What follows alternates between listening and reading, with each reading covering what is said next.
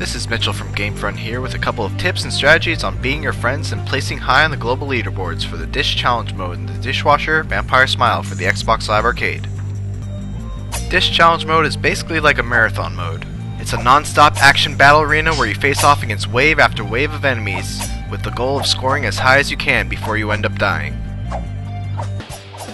Note that this is not, and I repeat, this is not a survival mode. The goal here is not to survive as long as you can. If you play this mode too defensively, you won't score very high because you'll be dropping your combo meter. The big thing to always keep in mind is how do I keep this combo going?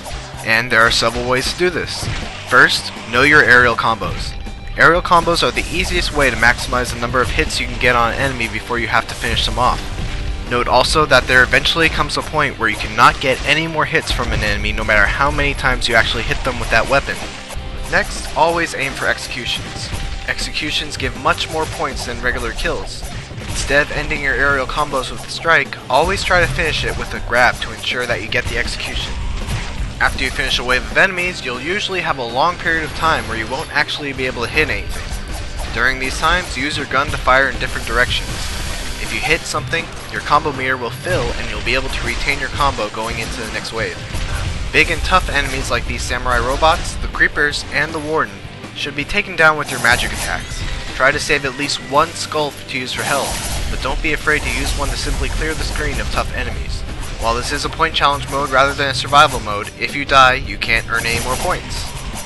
Finally, and this is more where your own skill comes in, but you need to be quick on the draw with your warps to evade the enemy attacks. Like in the main game, you always want to try to have your enemies all on one side. If you're ever about to get sandwiched, drop your combo and warp away so you get all the enemies on one side. Also try to put priority on enemies with ranged attacks. And that's basically it. I'll leave you now with the final few seconds of my top run that got me 9th place on the leaderboards at the time of recording. Thanks for watching, and please don't forget to rate, comment, and subscribe.